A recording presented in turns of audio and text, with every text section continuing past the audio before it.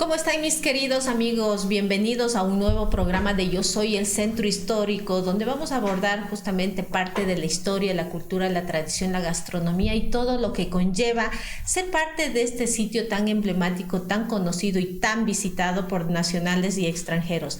El Centro Histórico de nuestra hermosa ciudad capital, que todos los días abre los brazos para recibirnos, ¿no? Si usted quiere adquirir un producto, si usted quiere probar la diferente gastronomía que existe acá en el Centro Histórico, venga y visítelo. Estamos todos listos y abiertos, pues los brazos extendidos para que usted pueda conocer un poquito más de esta historia, de estas tradiciones que se generan desde el Centro Histórico de nuestra hermosa ciudad capital. Y en este contexto quiero darle la bienvenida a Andrés Chaguaro, quien es el gerente de la heladería y restaurante San Agustín, un sitio tan tradicional con mucha historia que contar. Y bueno, Andrés es la persona indicada. Mi querido Andrés, ¿cómo está? Qué gusto poder conversar con usted. ¿Cómo está, Pati? Un saludo cordial y a todos los amigos de Yo Soy el Centro Histórico. Gracias por esta invitación y por permitirnos poder promocionar porque Quito fue patrimonio cultural de la humanidad, no solo por la belleza de sus iglesias, de sus plazas, de su arquitectura, sino también por el patrimonio intangible. Y este patrimonio intangible lo podemos ver con la gastronomía.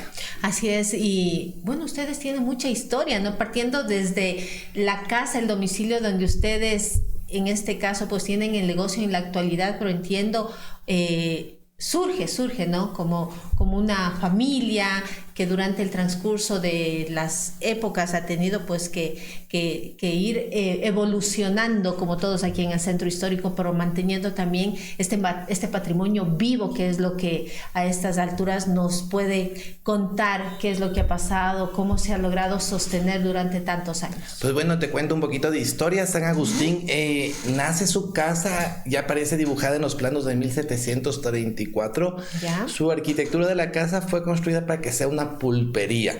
Pulpería es un lugar donde vendían lo que llamamos ahora como una bodega. ¿Ya? Una tienda de varios. Estaba permitido en las pulperías que vendan hierbas medicinales, dulces, chicha, aguardiente. Podían vender de todo un poco, menos carnes, porque las carnes estaban destinadas a ser distribuidas en la calle de las carnicerías, que es donde es el Teatro Sucre actualmente. Ese era el lugar de expendio de las carnicerías, de carnes en la época virreinal, o de la Real Audiencia. Nace como la pulpería de San Agustín. Se mantiene así durante todo el siglo XVIII y el siglo XIX evoluciona, cambia y empezamos a preparar los helados de paila. Qué rico que todavía uno cuando recorre las calles del Centro Histórico sí logra ver estas pailas, ¿no? Que siempre están girando. ¿Cómo es que aparece en la heladería? ¿Cómo es que ustedes deciden emprender lo que se llama en la actualidad? Pero este negocio como tal, ¿cómo surge? Mira, muchos de los dulces y de los productos, sobre todo los helados de paila, eran preparados en los claustros quiteños. Mucho cuando había festividades de las fiestas de la Merced o venía algún español a regir la ciudad, alguna autoridad española, se encomendaba a las madres que preparen helados de paila y dulces para festejar estas festividades que eran muy llamativas. Ya con la era de la independencia, la curia pierde un poco de poder, ya no hay mucha mano de obra, ya no era la ley de que tu primer hijo tenía que ir tenía que hacerse sacerdote o una de tus hijas tenía que hacerse monja. En las familias quiteñas, entre más familiares tengas en la curia, era mejor vista, tenía mejor posición social, por eso hay tantos claustros en Quito, ¿no? Entonces, y se mantienen, ¿no? Se mantienen, sí, pero ya no hay muchas monjitas, claro, ¿no? Ajá. Como ya no había tanta mano de obra, en los claustros empiezan a tomar la decisión nosotros de por qué la pulpería, hagamos los helados de paila, y empiezan a preparar los helados de paila y nace la era de la heladería San Agustín. Tenemos un primer pago de registro al Cabildo como heladería San Agustín en el año de 1858, entonces decimos desde esa época nace San Agustín heladería. Puede ser unos años antes, no lo sabemos, pero es en esa transición que ocurre. Y así se mantiene como la heladería San Agustín durante todo el siglo XIX y siglo XX. Tiene un cambio, la ciudad sufre una transformación. Porque llega el ferrocarril a Quito y por primera vez llegan mariscos frescos a Quito. Antes un viaje Quito-Guayaquil en el mejor de los tiempos, 30 días en mula, y el único marisco que llegaba aquí era el bacalao seco para preparar la fanesca. Camarón, concha, pescado fresco era imposible traerlo. Algo que me llama a mí la atención es, bueno, surgen primero como heladería. ¿Qué tipo de helados hacían? No son los helados que en la actualidad degustamos, ¿no? Ni las formas, ni nada. ¿Cómo era en ese entonces? Los helados de paila, como decía mi bisabuela, son de la mata a la paila.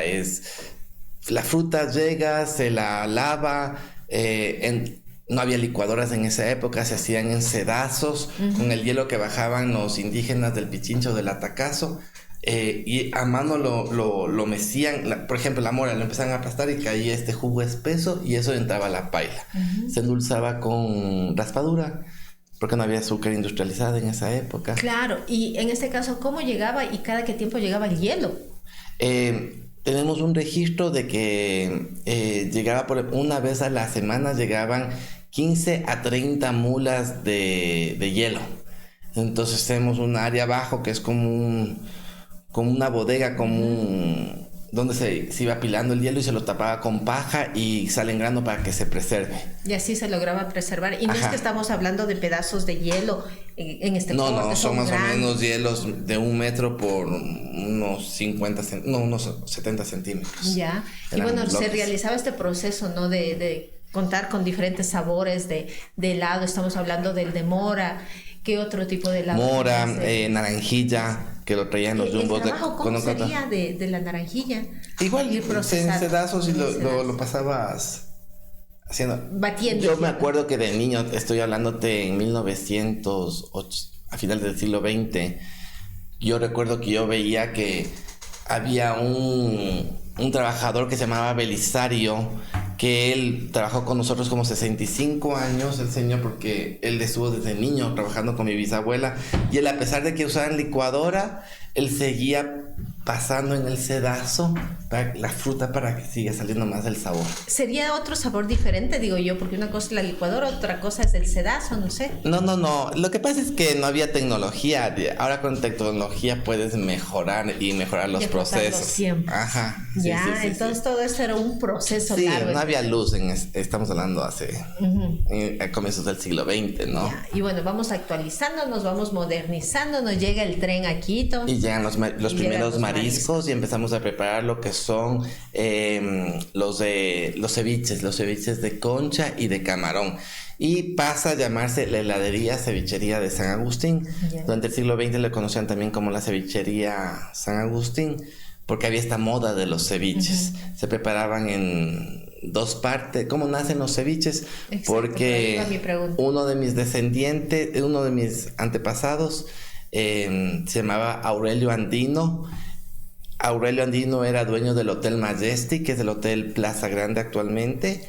Yeah. Entonces él ya trae los mariscos y empiezan a preparar los ceviches en el hotel, pero estaba destinado para la aristocracia quiteña de esa época, y él enseñó a mi bisabuela la receta de hacer el ceviche y empezamos a preparar en San Agustín. ¿Y podemos conocer esta receta? Claro. Más que todo que el ceviche, yo lo llamo que son ceviches quiteños, no son ceviches, no es el típico ceviche que tú vas a comer en Esmeraldas, en Manabí.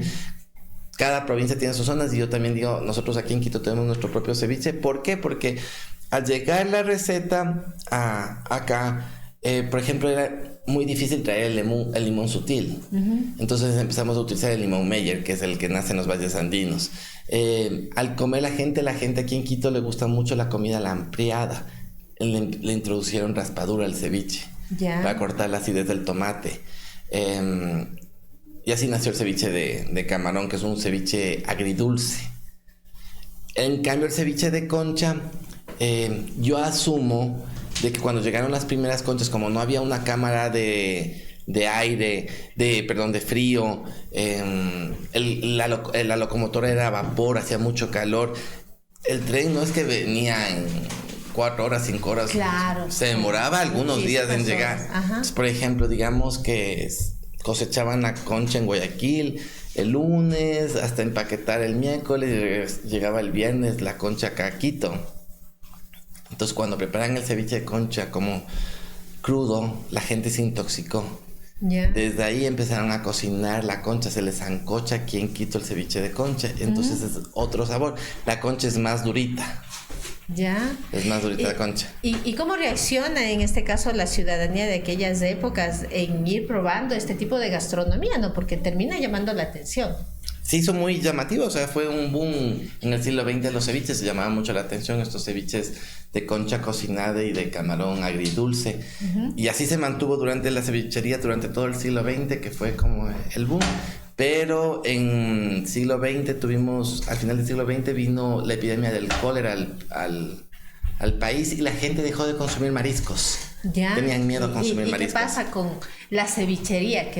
La La administración de esa época empiezan a preparar. Dicen, no, como la gente le gusta mucho los productos de la costa, introducen el seco de chivo. Seco de chivo nosotros decimos que es propio de Quito, pero no, es propio de la península de Santa Elena. Primero porque aquí no hay chivos. En la sierra no se crían chivos, se crean en clima cálido.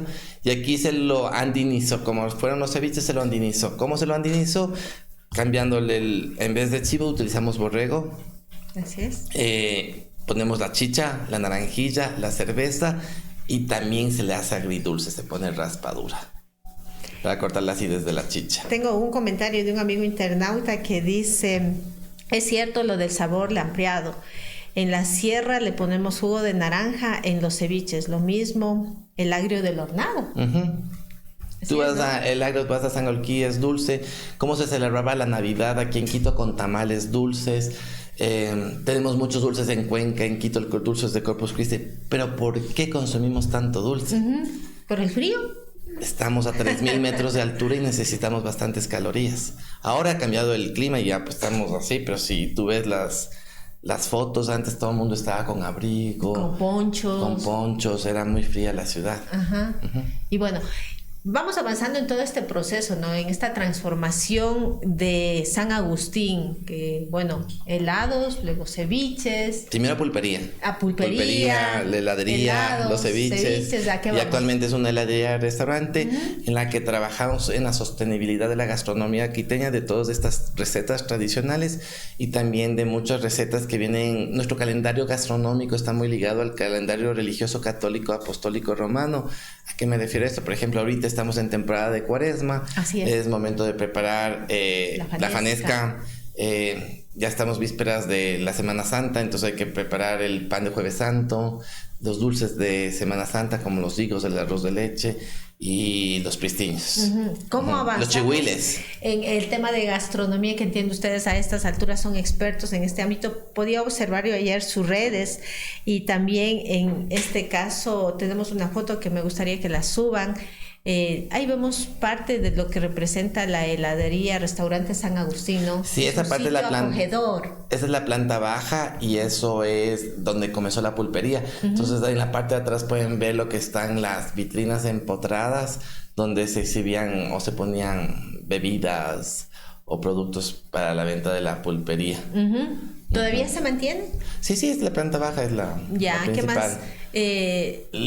Mejor te puedo decir que la casa ha cambiado porque hasta más o menos desde el siglo XVIII hasta más o menos mediados del siglo XX solo se atendía en la planta baja, que era la pulpería. Ya debiendo con los ceviches, la gran demanda, la parte alta, que era la sala y el comedor de la cocina, se destina al restaurante y actualmente los 3 pisos donde eran los dormitorios también es restaurante. Entiendo que es muy visitado. Ustedes tienen gastronomía para degustar en todo ámbito. Sí, es que eso te digo, nosotros trabajamos ahí, por ejemplo, estamos viendo lo que es la temporada ahorita de fanesca. Ajá, exactamente. Es una temporada fuerte, nosotros más o menos preparamos unos 6,000 platos en la temporada. Actualmente sí he roto las tradiciones un poco porque normalmente se hacía solo los viernes la fanesca. Antes hacía solo la Semana Mayor. Actualmente estamos haciendo desde enero. Comenzamos de fanesca para que pueda alcanzar todo el mundo a llegar. Como ha crecido tanto la ciudad, no pueden venir todo el mundo. Así es. ¿Y cómo hacemos el proceso, la elaboración de la fanesca en el restaurante? Mira, uno de los secretos es utilizar el bacalao. O sea, ahora hay una variedad de pescados secos, te hacen con dorado, pero el objetivo es utilizar el bacalao. Este plato que a mí me encanta, la temporada de fanesca y la de finados. La de fanesca por todo el sincretismo que tiene. ¿Por qué comemos fanesca? ¿Por qué comemos fanesca? Esa sería la pregunta. Sobre todo las nuevas generaciones que no lo logran entender. ¿Por qué comemos fanesca? La fanesca se come porque cuando llegan los españoles acá, identifican que había unas celebraciones indígenas y en marzo, en el equinoccio de marzo, sale el Paucarraimi, que es la fiesta de las primeras cosechas de los granos. Porque se siembra en septiembre, que comienza el invierno. Sí. En marzo empezamos a tener las primeras cosechas de lo que es frijol, chochos, se empieza a tener las papas, también se empieza a tener. Entonces ellos comían como un guiso a base de granos de ají. Que debe haber sido bastante rico, ¿no? De chochos, frijol y ají. Granos en general. Llegan los españoles y ellos tenían que evangelizar a la gente. Ellos tenían que introducir a través de los franciscanos, pero no se podían perder las tradiciones. Entonces, como es en la misma época, la meten en la época de la Semana Mayor, y ellos introducen un potaje de cuaresma que tomaban ellos, que era a base de pescado, a base de bacalao. Nosotros lo llamamos bacalao seco actualmente, y cuando vas a los mercados y vas a comprar bacalao, la gente lo conoce que es bacalao, pero en el Pacífico no tenemos bacalao. Lo que tenemos, los españoles llegan y ven un pescado de carne blanca, que es una cherma en sí, muy parecido al bacalao que ellos traen en Galápagos, y que era muy amigable para secarlo. Y ellos traen la técnica de secar el pescado, y empiezan a producir este pescado seco para hacer su potaje cuaresmal. Viene acá el pescado con el potaje cuaresmal, se junta con este guiso del Paucarraimi. Los españoles trajeron leche, trajeron huevos, trajeron la arveja, la haba, y se nace este potaje que podemos decir que sería la fanesca. Es decir, que no se podía encontrar aquí. Había huevos, leche. Las vacas trajeron los españoles. Las vacas trajeron los españoles, las gallinas los trajeron los españoles, el cerdo lo trajeron los españoles. Entonces, sí, ¿cómo evangelizaban a través de la sopa?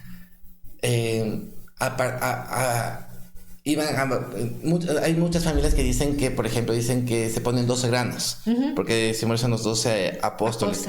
Hay una investigación de Juan Pablo Sáenz, que es uno de los primeros editores que crea en el siglo XIX el primer recetario de comida quiteña. Él, en cambio, en su investigación, estoy diciendo hace más de 100 años de Juan Pablo Sáenz, él va indicando que son otros sincretismos, otros representaciones que tiene cada ingrediente. ¿Por qué? Porque era la manera, no había televisión, no había imprenta. ¿Cómo enseñaban a la gente quién era Jesús? Entonces lo identificaban con el pescado.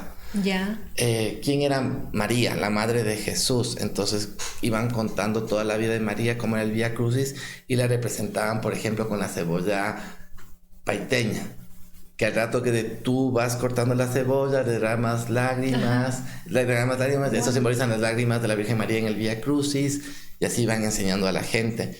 ¿Por qué comemos higo?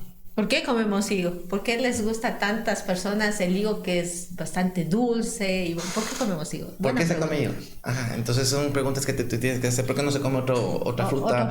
No se come durazno, no se come peras, no se come. ¿Por qué comemos higos? Porque la fanesca es parte de la representación del barroco del siglo XVIII, y ya llegaron muchas pinturas o serigrafías que venían de Europa, en donde, por ejemplo, artistas como, por ejemplo, Miguel Ángel, hacen expulsión de Adán y Eva. Cuando ellos se dan cuenta que están desnudos, ellos salen tapados. ¿Con qué se tapaban? Con hoja de higuera. Por eso tomemos higo. ¿Por qué se pone plátano en la fanesca? Porque simboliza a Adán, el miembro viril de Adán. ¿Por qué se pone huevo en la fanesca? Porque simboliza Eva, la matriz de Eva. Y algunos santos iban identificando. Esto es lo que hace Juan Pablo Sáenz, ¿no? Por ejemplo, la arveja, que simboliza al santo de la labranza, San Antonio. que es el santo de la labranza. San Francisco al zapallo, porque era un santo rico y en abundancia y dejó todo por servir a Cristo. Y así iban explicando a la gente y así iban enseñando la historia. Y fueron evangelizando. Claro, tú, por ejemplo, cuando entras a la compañía de Jesús, tú vas a entrar a la compañía de Jesús y vas a ver dos tallas. Hay una talla que está de Sansón, de historia de Sansón, y ahí, así, la gente, los sacerdotes en el siglo XVIII llevaban a los indígenas y les contaban, ahí porque no había televisión. Entonces, a través de esas tallas del arte y de la comida, los iban evangelizando, los iban indicando. Y así vamos conociendo parte de la historia y sobre todo de este plato tan típico. ¿Por qué comemos pristiño? ¿Por qué comemos pristiño? Porque el pristiño tiene que ser redondito en forma pentagonal, porque simboliza la corona de espinas de Cristo. El pristiño, wow. Me sorprende mucho porque en verdad uno a veces degusta cierta gastronomía y desconoce el porqué de estos productos. Claro, o ¿no? por ejemplo en Navidad tomemos buñuelos. ¿Por qué los buñuelos? Porque simbolizan, el buñuelo tiene como una tapita aquí, simboliza el pañal de Cristo. Ya. Por eso comemos buñuelos en Navidad. Wow, qué interesante. Bueno, mi querido Andrés, fuésemos profundizando cada vez más y más por el tema de tiempo y sobre todo para ir conociendo un poquito más de lo que ofrecen ustedes dentro de lo que es el restaurante. Y tenemos aquí en la mesa de trabajo, amigos internautas, una serie de dulces que les cuento que si ustedes estuvieran aquí ya estuvieran rompiendo cada una de las funditas y degustando cada uno de estos productos. ¿Qué tenemos? Pues bueno, te voy a contar algunos dulces que hemos traído. Nosotros tenemos un inventario de 60 dulces y pastas tradicionales que vienen de la época virreinal y de la época republicana. Ya. Época virreinal, aquí no se consumía mucho dulce porque no había caña de azúcar, la trajeron los españoles. En la época prehispánica, el único dulce que lo consumían aquí, que usaban a veces para endulzar un poco las chichas, era el chaguarmisqui, que se utilizaba para hacer la chicha, que lo hacían. Pero de ahí, cuando llegan los españoles, ellos traen la caña de azúcar, pega muy bien el clima de la costa aquí y empiezan a producir. Entonces se empiezan a traer unos dulces de los virreinales. Un típico es este. ¿Qué tenemos? ¿Sabor de qué tipo de dulce es este? Este es la caca de perro. Ajá, la caca de perro. Es un maíz garrapiñado, que podemos decir, muy conocido como caca de perro. En Quito tenemos algunos tipos de dulces que se llaman cacas. Tenemos la caca de perro, tenemos los higos enconfitados, que también el terrible Martínez los llamaba como la caca de caca de burro. ¿Por qué? Por la forma que tiene como de caca, parece caca de burro. Y también tenemos ya más moderno, tenemos estos arrocillos que vienen rosaditos, que gente le conoce como chitos, hay otra gente que la conoce como caca de cuy. Ya. ¿Por qué comemos esos arrocillos? Arrocillos, no sé si usted ha dicho cuando hay una persona que tiene mal genio, que está molesta, que no disfruta la vida, le dicen, este es un come caca, es amargado. Entonces es un come caca. Entonces, teníamos nuestras formas de curarnos, entonces llévale una caca de perro al come caca. Por eso tienen estos nombres, para endulzarte la vida. La vida y para sacarte una sonrisa. Claro, por eso tienen estos nombres, son los quiteñismos que tenemos, parte de los chullas quiteños. Tenemos otro dulce muy típico que son los caramelos mistelas. También nosotros lo llamamos sacademonios. Caramelo mistela nace en el siglo XV en la corte de Madrid. Esta receta viene acá, se empieza a preparar en los claustros quiteños, pero lo hacían allá a base de jugo de uvas, un poco de vino, pero acá no tenemos vinos, no teníamos uvas. Entonces ya con la caña de azúcar nació el aguardiente. De las traperías mandaban el aguardiente acá a Quito y lo empezaron a rellenar de alcohol. Sí, tiene un como es muy fuerte, una mistela con bastante aguardiente, la gente lo prueba y es como un shot, que lo llamamos ahora, y hacen caras y por eso le dicen, está sacándote los demonios. ¿Qué más tenemos? Tenemos hostias o obleas, que obleas es el nombre colombiano, pero hostias es el nombre quiteño. Tenemos las colaciones. Sí. También se hacían los claustros quiteños y que se todavía mantienen, hay... ¿no? Los Sí, chicos sí. todavía siguen adquiriendo Se hacen estos productos. en los claustros, y también todavía se mantiene una empresa grande que es las colecciones de la Cruz Verde que ellos hacen. Tenemos dulces de leche, el manicero, el dulce de guayaba, Que son que lo tan traían yo más. tradicionales. Ese ya es más moderno, el ajonjolí, porque, que vino. Tenemos el turrón, los turrones también que vienen, que se notan en los recetarios, en las festividades que se tomaban. Y de ahí nosotros también hemos ido incorporando otros dulces, también creando dulces de ahora en el siglo XXI para identificar nuestra identidad. Por ejemplo, hemos hecho estas hostias en forma de sucre. Ya, y los sucres que ya se perdieron, entonces vienen lamentablemente, aquí, pero quienes lo pudimos entonces aquí utilizar, pueden ver, tenés un billete de 500, uno de 1000 y uno de 5 sucres, son hostias. Ya. Viene con arope de mora. Hemos hecho también lo que son galletas cucuruchos. Qué originales estas galletas. Las galletas en forma de Virgen de Quito. Ahora, como estamos enfocados en el turismo, les llama mucho la atención a la gente esto. Ya. Y ya en galletas de la época virreinal tenemos lo que es o pastelería tradicional, tenemos lo que son las quesadillas. Que son muy tradicionales, sí, no la alcanza a traer porque estábamos muy temprano, pero que vienen de la época virreinal. Y traje ahora que sí que se traer un chimborazo, una pasta de la época republicana, es a base de almidón de achera, con este glacé de azúcar impalpable. Lo podemos indicar para que nuestros amigos vean dentro de cada uno de los productos que tenemos. El chimborazo. ¿Cómo se elabora este chimborazo? Nace en la Escuela Espejo. Es en sí una copia del muffin americano, del cupcake americano. Pero ¿cuál es la diferencia? Que aquí no se lo hace de trigo, sino se lo hace con almidón de achera. Ya. Entonces es más esponjoso. Y con el azúcar, el glacé. Sí, ya se me está... Nació en la Escuela Espejo de Varones hace más de 100 años esta receta. Es una época... Qué rico, bien dulce. Este también es muy, muy chévere, este dulce. Es como un tipo alfajor o una galleta de yema. Es el pedo de monja. ¿Por qué se llama así? Porque en el siglo XVIII llega un italiano al reino de Cataluña y él crea un dulce que se llama peto di monca. Ya. Que él en sí lo que creó es el azúcar impalpable. Entonces, como era el azúcar antes era así café. Claro. Entonces, al crear esta azúcar refinada, blanca, llamaba la atención en esa época, lo comparaban con las solapas de las monjitas, que era tan blanco como ellos. Así es. Entonces lo llamó pecho de monja. Ya. Lo llamó así. Pero cuando vino el dulce acá, se tergiversó el nombre y le dejaron pedo. Los chuyas quiteños.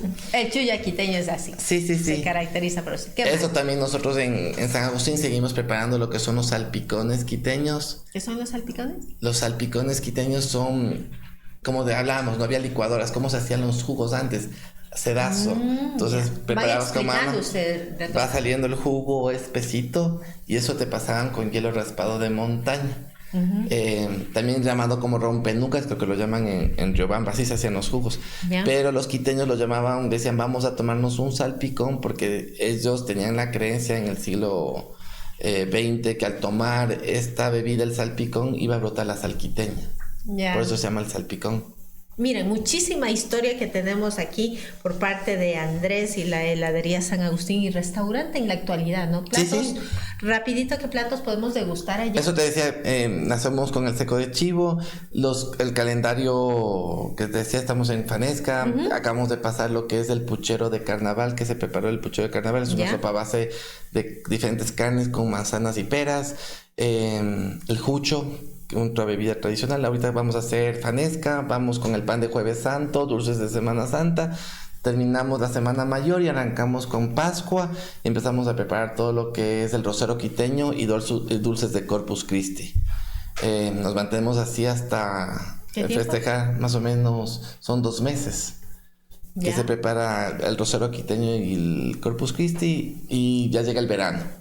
Verano se descansa un poquito y ya en septiembre arrancamos con la temporada de finados, una temporada muy bonita, donde se prepara el pan de muerto, se preparan las guaguas de pan, se preparan los caballitos, las tortugas, las salamandras, todos estos animales que acompañan a las almas, con la mazamorra de mora o colada morada. Nos mantenemos 2 o 3 de noviembre.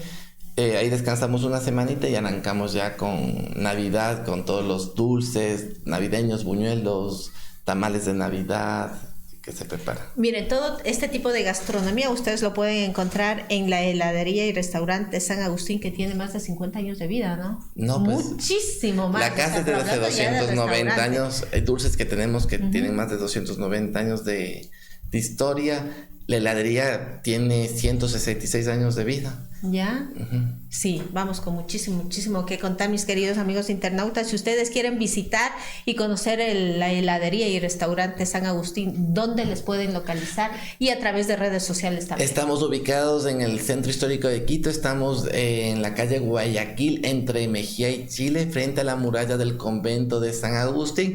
Por eso nos llamamos San Agustín, porque antes las calles no tenían nombres, o se llamaban por números. Por ejemplo, hablamos hace un rato de las colaciones de la Cruz Verde, señor Banda.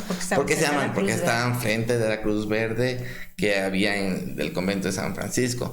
O también por apodos, por ejemplo, había los helados de la Santa Teresa. Yeah. Por apodos o por nombres de apellidos de las familias se llamaban los lugares, así se conocía en el siglo XX al comercio en Quito. Entonces nosotros, al estar en San Agustín, decían: anda a la pulpería de San Agustín, o ándate a los helados de San Agustín. ¿Por qué? Porque estamos frente a la muralla de San Agustín.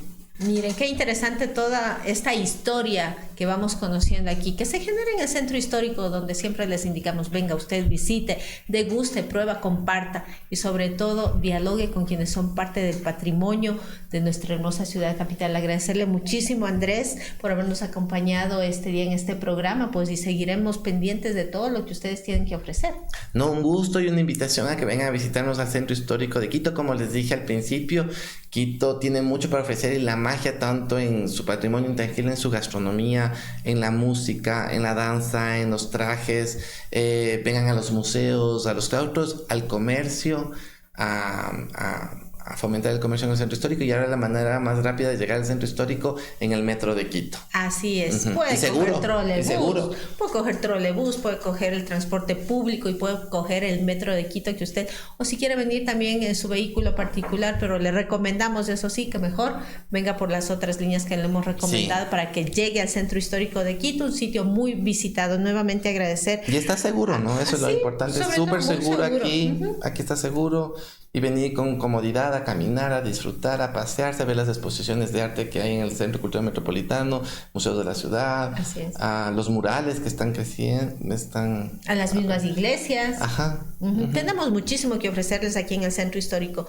Con esto, mis queridos amigos internautas, pues no se desconecten de nosotros, porque vamos con nuestra siguiente invitada, que nos va a contar la historia del Mercado Central, un sitio muy cercano aquí en el Centro Histórico de Quito y que tiene mucho que comentarnos.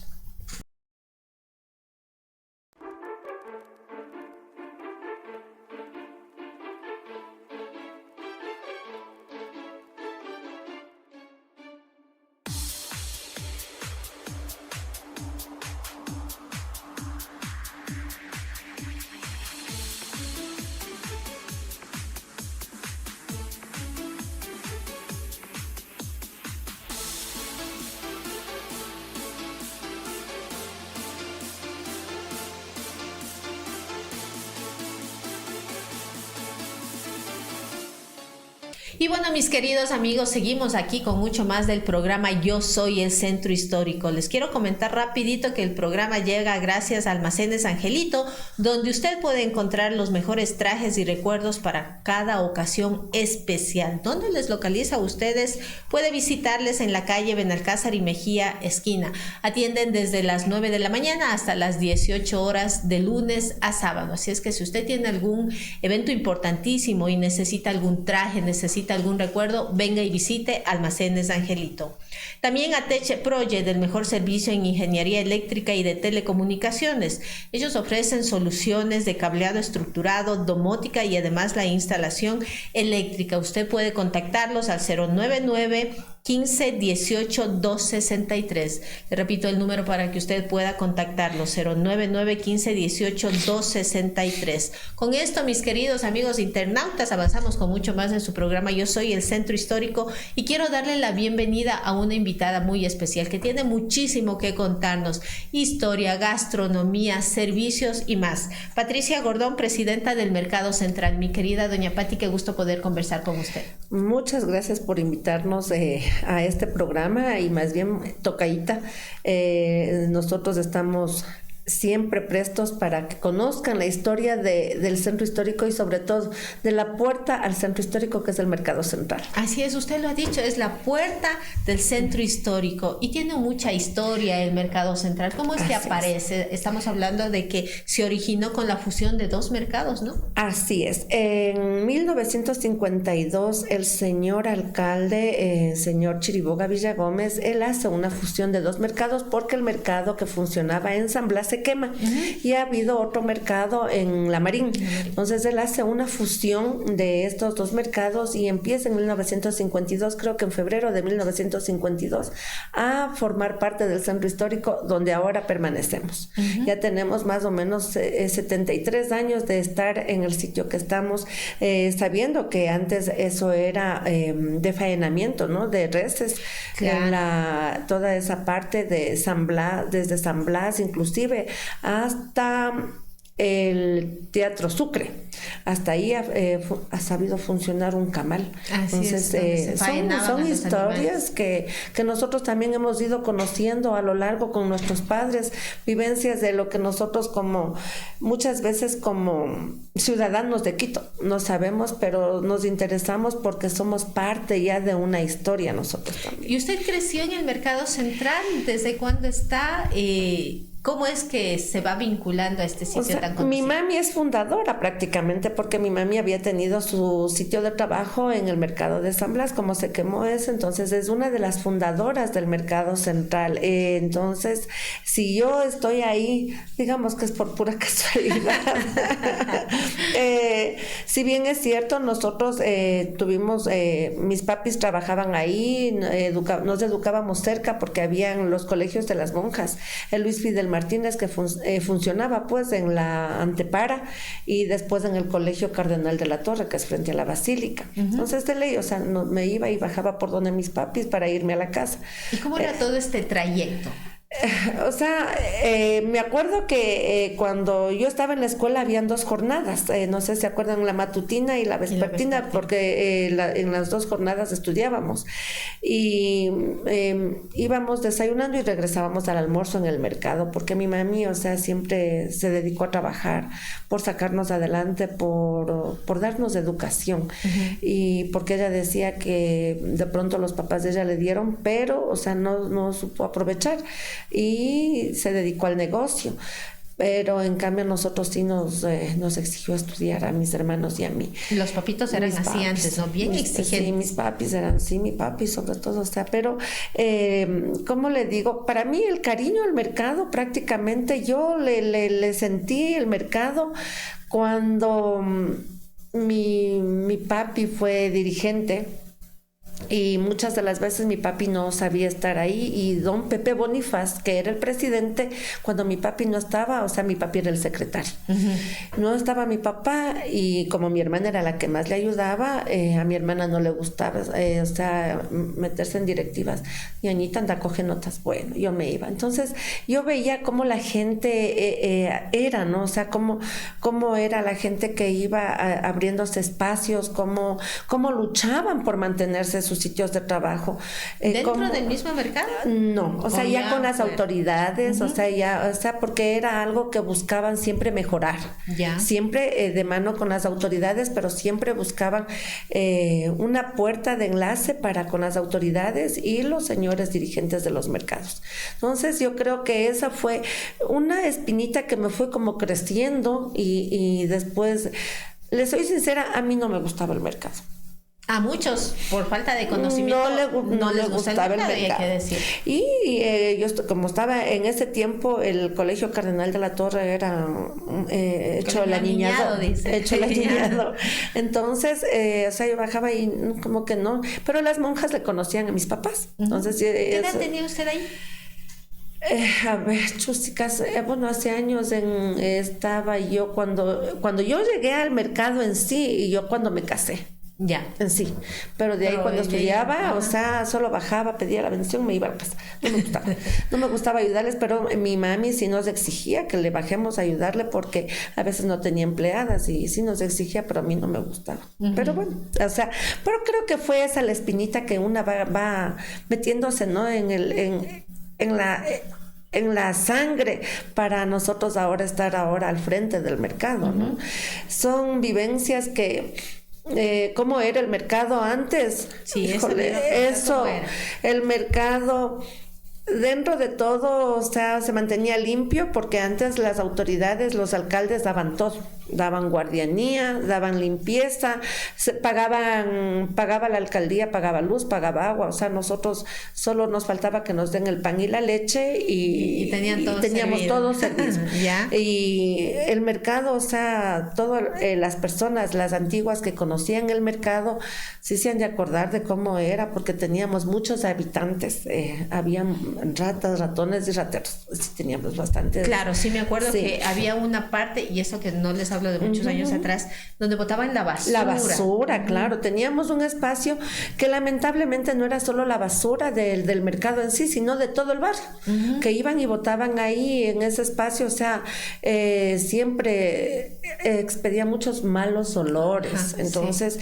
el mercado tuvo que luchar bastante como para ahora estar como estamos. Hemos sido nosotros mismos, las directivas que han ido pasando, han ido, digamos, buscando la forma de mejorar en sí para un buen servicio al público. Y bueno, en general los mercados han ido actualizándose y han ido mejorando, como usted lo señala, porque yo recuerdo también, y he podido conversar con otras personas, de que en el mercado central, la parte posterior y la planta baja, ahí se vendía las gallinas, cuyes. Es que eso era el mercado. En los mercados, creo que los mercados antiguos tenían eso, o sea, teníamos una parte donde descargaban la carne que venía del camal, porque antes no había el camal metropolitano, antes había en Chiriaco, que es ahora, ahí funcionaba el camal. Sí. Y de ahí traían la carne y había un espacio que era solamente para la carne. Y tenían ahí las jaulas en otra parte, tenían justamente en la planta baja, tenían lo que es las gallinas en pie, pollos, cuyes, conejos, palomas, de todo había ahí. Entonces, el momento de la remodelación es donde ahí sí la gente que se dedicaba a eso sufrió mucho. ¿Por qué? Porque ya nos pusieron muchos parámetros para la remodelación del mercado, pero sí, nosotros nos manejábamos con eso. Ahora ya no hay, porque para la remodelación el señor alcalde Paco Moncayo, o sea, nos puso muchos parámetros para mejorar el centro histórico, porque yo me acuerdo que estaba en una inauguración del piso del mercado de Iñaquito el señor Paco Moncayo, cuando dijo que el mercado central era un tugurio. Y le juro que qué dolor que me dio oír esas palabras, porque yo digo, o sea, es un mercado que está, si bien es cierto, de pronto no tenga el mármol que pusieron en ese tiempo en el mercado de Iñaquito, pero tiene calidez, o sea, pensaba yo. Pero después, o sea, viendo cómo ahora se mantiene mi mercado a lo que era, me quedo con el que estoy. Claro, es que es verdad, sí. Porque son otras realidades también, ¿no? Sí, son realidades muy distintas. La gente de antaño, de respeto, de consideración, pero que siempre eran muy renuentes al cambio. Teníamos un sitio de confort, tenemos un sitio de confort, porque simplemente nosotros esperamos que los clientes lleguen a nosotros, y las dinámicas han cambiado. Las dinámicas anteriores a las dinámicas de ahora son muy distintas, muy diversas, y en ese tiempo, o sea, tratar de cambiar a una persona, al niño usted le va guiando y le va haciendo entender, pero a una persona adulta mayor, hacerle cambiar es mucho, mucho más complicado. Así es. Bueno, y tenemos comentarios de un amigo internauta que dice si el mercado central en la actualidad es mucho más limpio y va todo este proceso de transformación, ¿no? Mire que yo creo que Dios nos pone a las personas en el momento exacto. O sea, yo digo, los tiempos de Dios son perfectos. Soy muy creyente. Cuando en la remodelación del mercado central, que fue en el 2001, que tuvimos que pelear, luchar y no quisimos salir, incluida yo. Estábamos, o sea, decíamos, no, ¿y qué vamos a hacer? ¿Y qué va a pasar?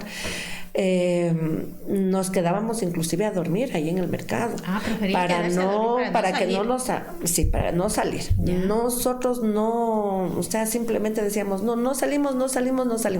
No teníamos garantías, o sea, al menos no nos daban, no tuvimos un papel firmado, teníamos la palabra así del general Moncayo, pero no teníamos un papel firmado en donde nos digan que vamos a regresar a nuestros sitios de trabajo.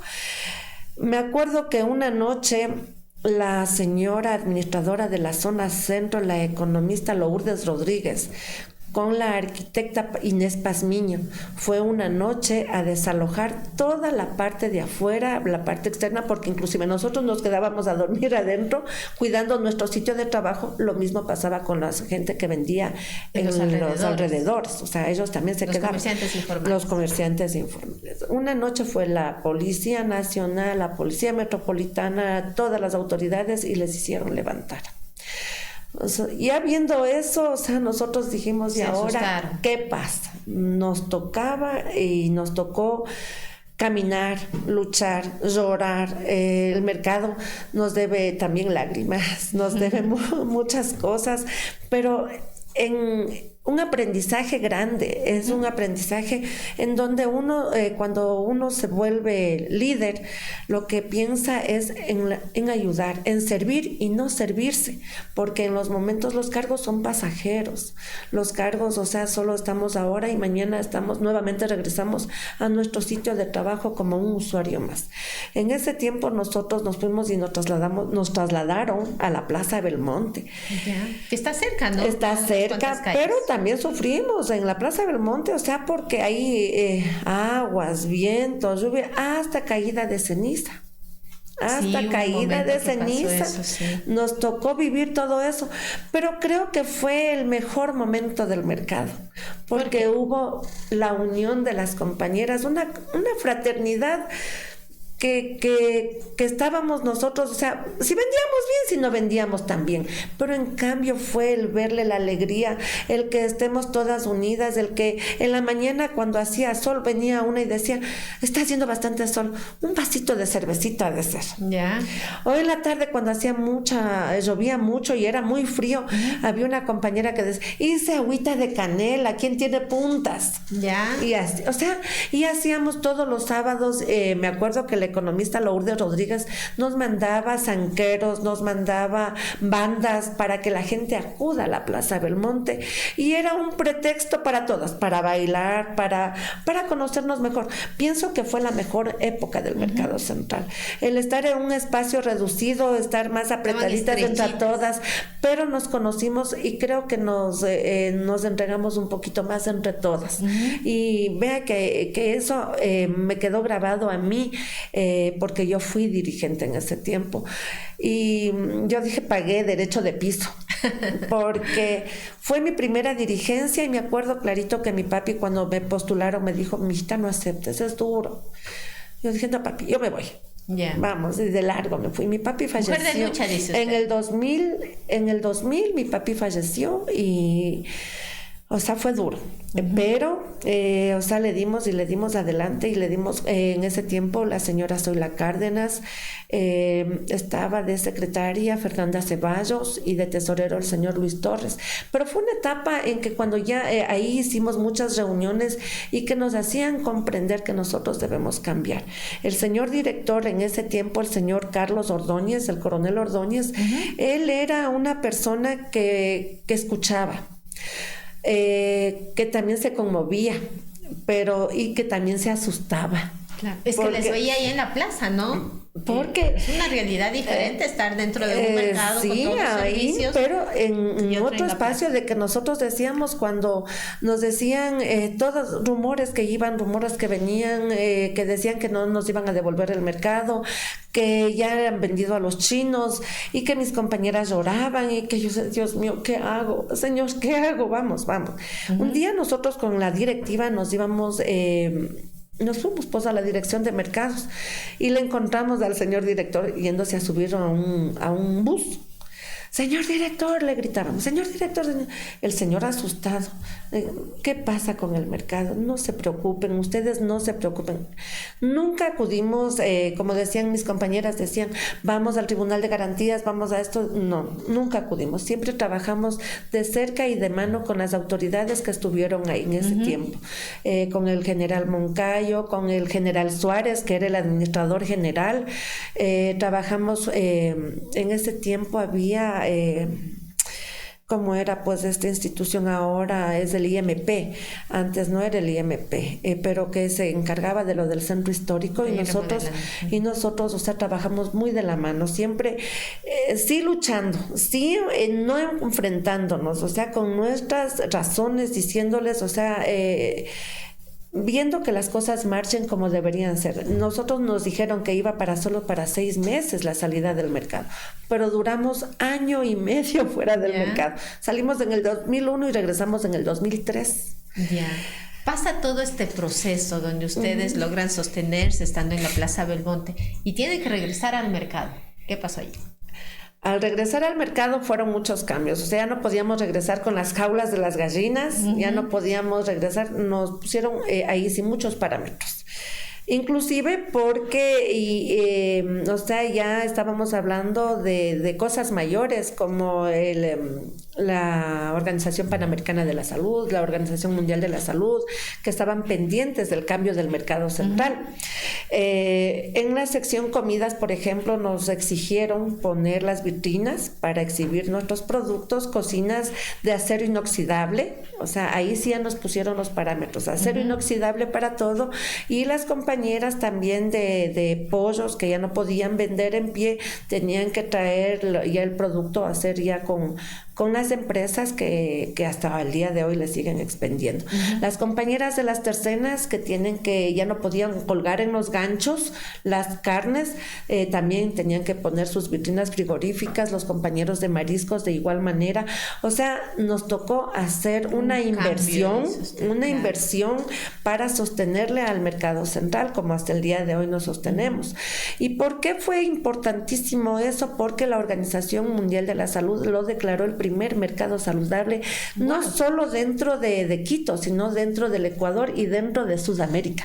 El mercado central es el primer mercado saludable. Entonces, mire que el cambio fue tanto que nosotros, o sea... Es un gran reconocimiento, ¿no? Claro, y ahora todos los mercados están declarando mercado saludable, para nosotros nos costó una lucha tenaz. Aparte de eso, que nosotros con las autoridades hicimos un convenio con la Universidad San Francisco de Quito. Creo que el mercado que tuvo la suerte de conocerle de cerca al señor Gangotena, el presidente en ese tiempo, que el señor nos dio una apertura, nos daba clases magistrales, no solo de gastronomía, sino que nos hacía conocedores de historia, de cultura, y eso es lo que nos ha servido hasta el día de hoy. Pero hicimos un gran evento, que si es que hay en los quiteños de esa época, hicimos un gran evento, vino el presidente de chefs del mundo, hicimos Gastromont en el mercado central. Sí, y tenemos algunas tomas de cómo está el mercado central en la actualidad, para que usted nos vaya contando cómo le fue con la participación de este chef.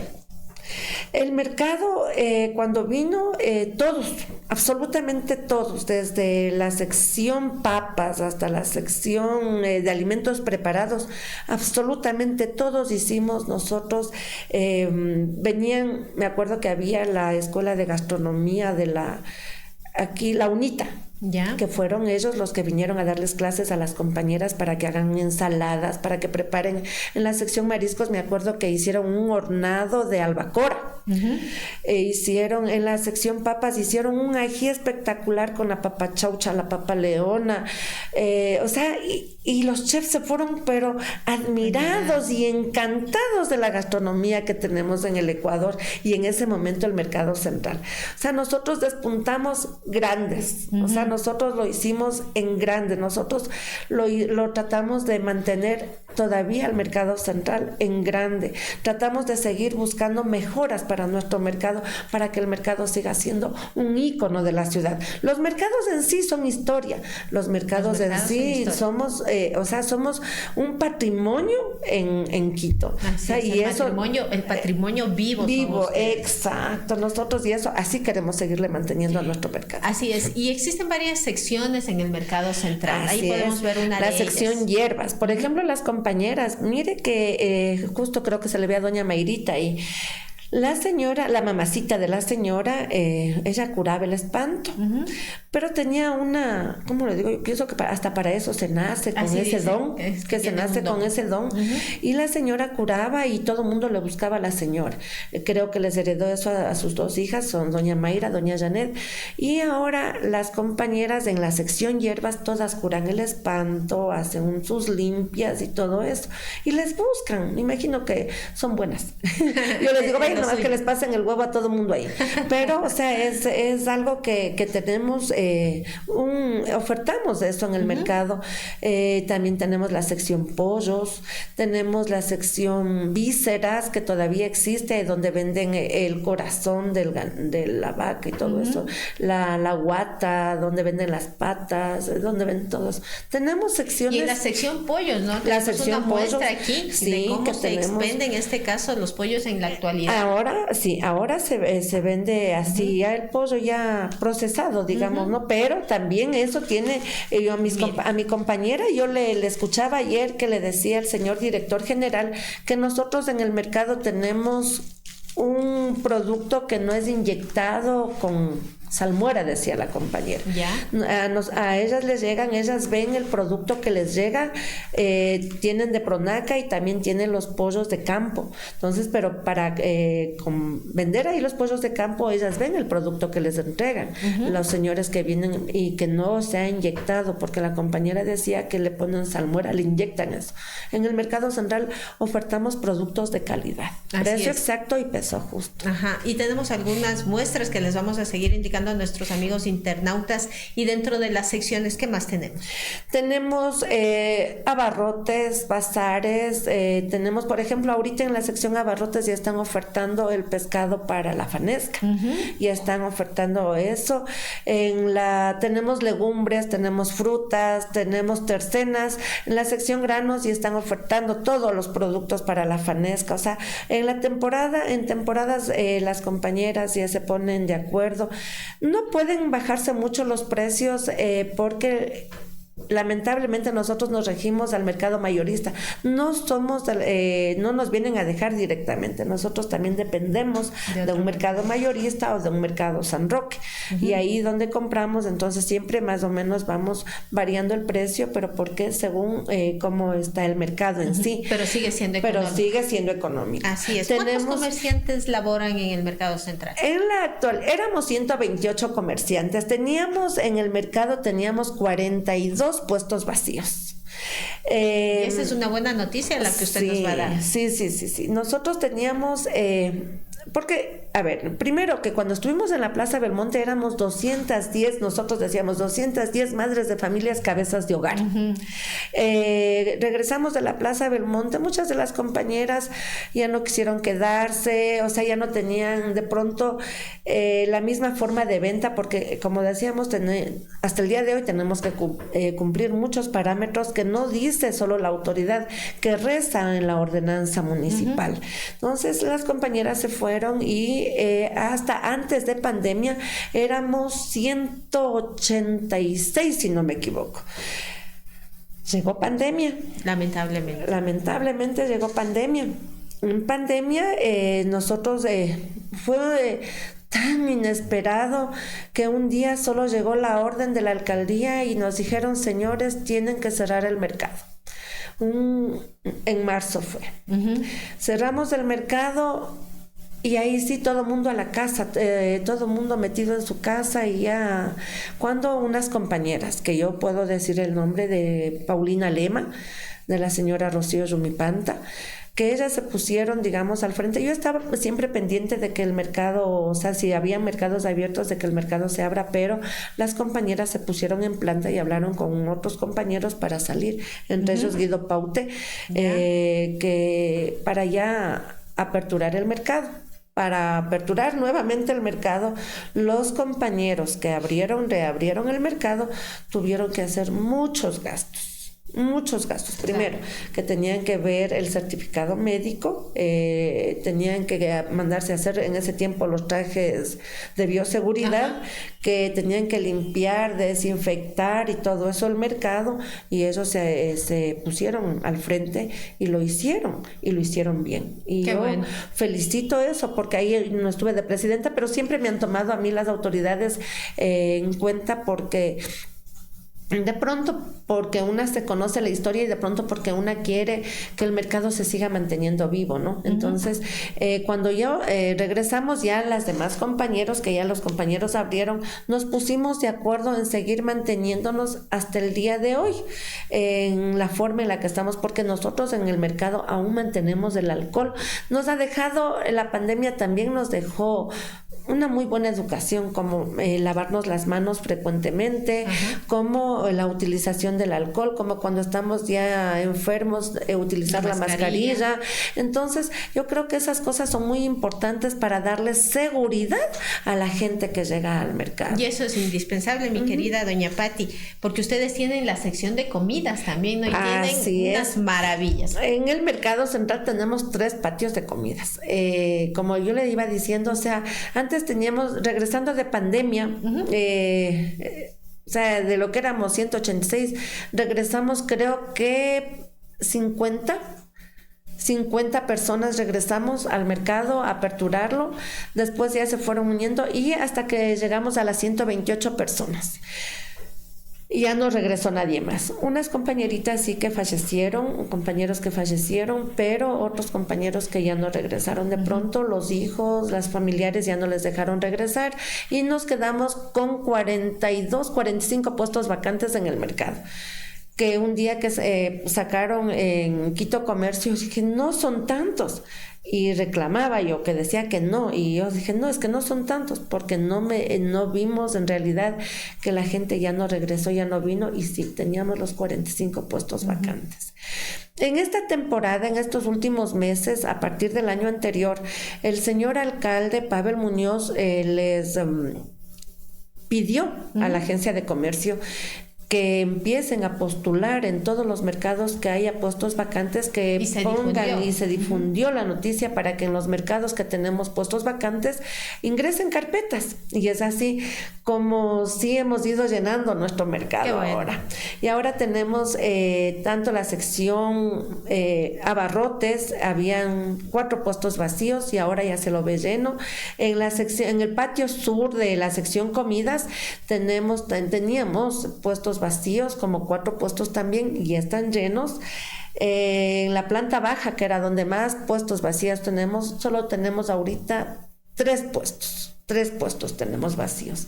O sea, la gente ha venido y cuando nos han dicho, sí, vayan, pongan las carpetas en la dirección de mercados, pero esperamos que se queden, porque esto no es el que voy a ir y voy a vender, pero a lo loco, dices tú. No, esto es de resistencia, son negocios de resistencia, son negocios que tenemos que del día a día y ofertando los mejores productos y tratando de mantener, aunque tengamos roto el corazón, pero mantener la sonrisa, flor de labios para que la gente llegue.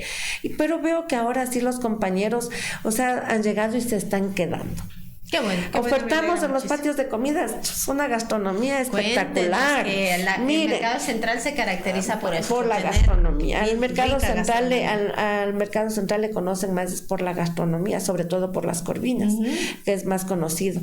Tenemos las corvinas, tenemos un jaguar locro, tenemos caldo de patas, tenemos papas con cuero, ahora estamos ofertando el tigrillo, que es tan popular ahora.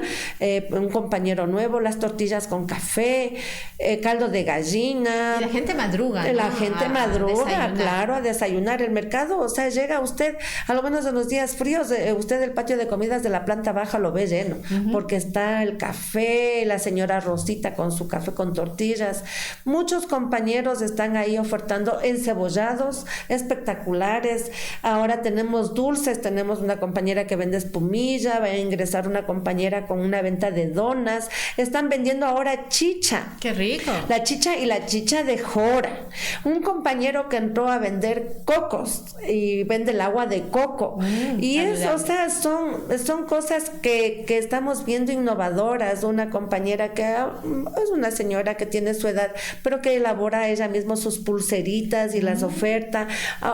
Se perdió la venta de canastos en el mercado. Ahora hay una compañera que vende canastos, que vende las macetitas. Entonces, todas esas cosas ahora los nuevos compañeros están ofertando. Qué bueno. El tema de los canastos me parece muy interesante porque con eso ayudamos al planeta para no seguir comprando tanta funda. O sea, mire que yo les he dicho, ¿no? Regresemos al señor alcalde, le decía, vea, señor alcalde, ¿por qué no regala canastitos? Para nosotros porque regresemos a los canastos, lo que usted dice, regresemos con las familias, porque me acuerdo que llevábamos los canastitos, inclusive para el pan, Hay personas que siguen con esa buena costumbre que no debería haberse perdido.